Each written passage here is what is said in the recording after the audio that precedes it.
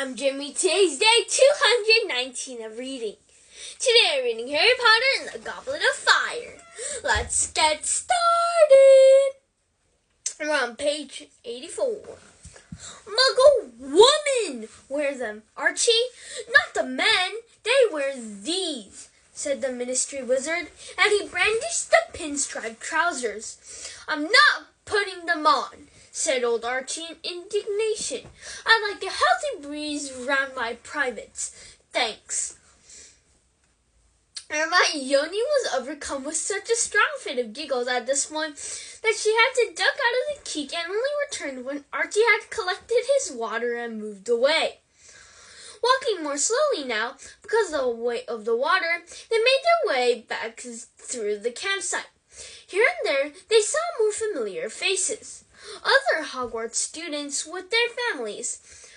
Oliver Wood, the old captain of Harry's house Quidditch team, who had just left Hogwarts, dragged Harry over to his parents' tent to introduce him, and told him excitedly that he had just signed to be in the Puddlemere United Reserve team. Next, they were hailed by Ernie Macmillan, a Hufflepuff fourth year, and a little farther they saw Cho Chang, a very pretty girl who played Seeker on the Ravenclaw team. She waved and smiled at Harry, who slopped quite a lot of water down his front as he waved back. More to stop Ron from smirking than anything, Harry hurriedly pointed out a large group of teenagers whom he had never seen before. Who do you reckon they are? He said. They don't go to Hogwarts, do they? Suspect they go to some foreign school, said Ron. I know these are others. There are others. Never met anyone who went to one, though.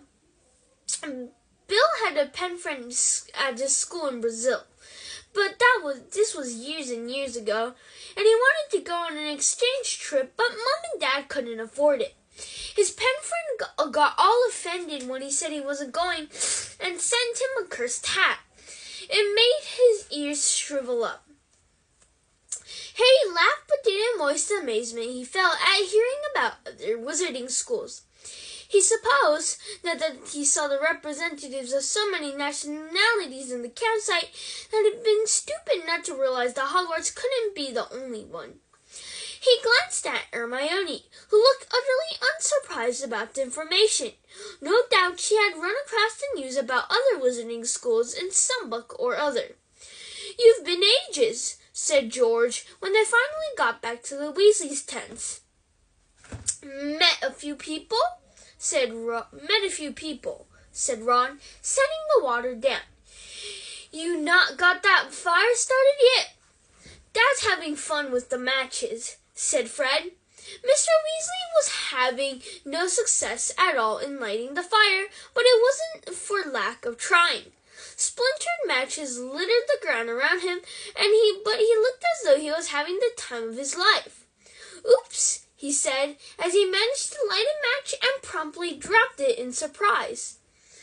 Come here, Mr. Weasley, said Hermione kindly, taking the box from him and showing him how to do it properly.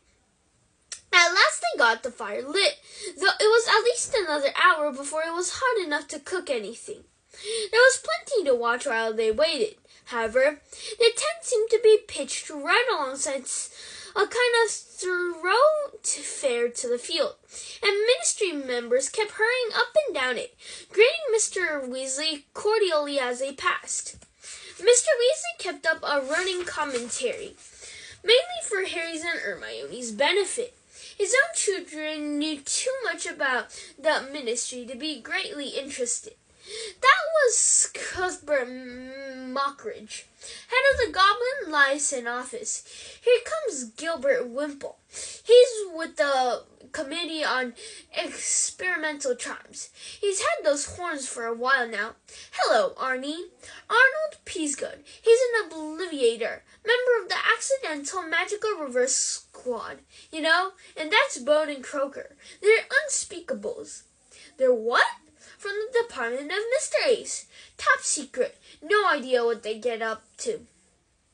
At last, the fire was ready, and they had just started cooking eggs and sausages when Bill, Charlie, and Percy came strolling out of the woods toward them. "Just separated, Dad," said Percy loudly. "Ah, excellent lunch." They were halfway through their plate of eggs and sausages when Mr. Weasley jumped to his feet, waving and grinning at the man who was striding toward them. "Aha!" he said.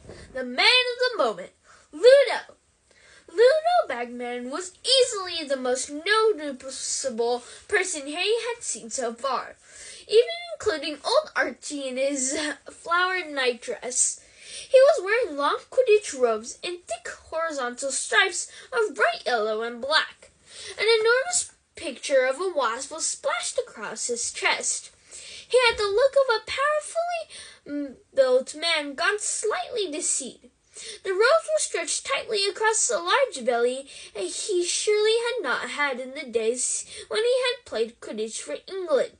His nose was squashed, probably broken by a stray bludger, Harry thought, but his round blue eyes, short blonde hair, and rosy complexion made him look like a very overgrown schoolboy.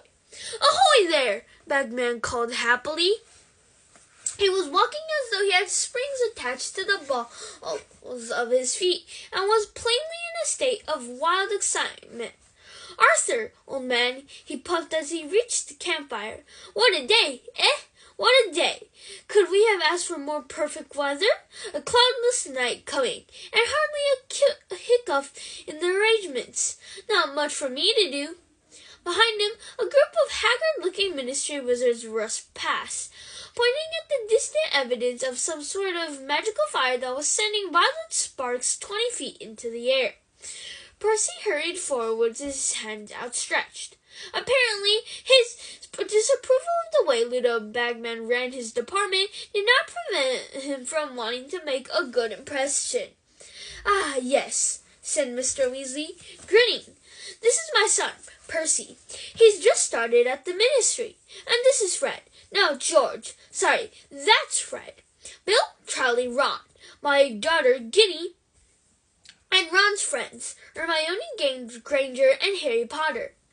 Bagman did the smallest of double takes when he heard Harry's name, and his eyes performed the familiar flicker up to the scar on Harry's forehead. "Everyone," Mr. Weasley continued, "this is Ludo Bagman. You know who he is. It's thanks to him we've got such good tickets." Bagman beamed and waved his hand as if to say it had been nothing. "Fancy a flutter on the match, Arthur?" he said eagerly, jingling what seemed to be a large amount of gold in his yellow and black robes. "I've already got a rowdy partner betting me Bulgaria will score first.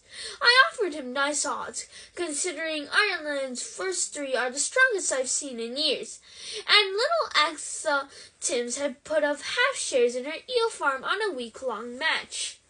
"Oh, go on then," said Mr. Weasley. "Let's see, a galleon on Ireland to win?" "A galleon?" said Ludo Bagman, looking slightly disappointed, but recovered himself. "Very well, very well. Any other takes?" "They're a bit young to be gambling," said Mr. Weasley. "Molly wouldn't like—" "We'll bet 37 galleons, 15 sickles, 3 nuts," said Fred, as he and George quickly pulled all their money. "That Ireland wins, but Victor Crumb gets the snitch. Oh, and we'll throw in a fake wand." "You don't want to go showing Mr. Bagman rubbish like that," Percy hissed. But Bagman didn't seem to think the wand was rubbish at all.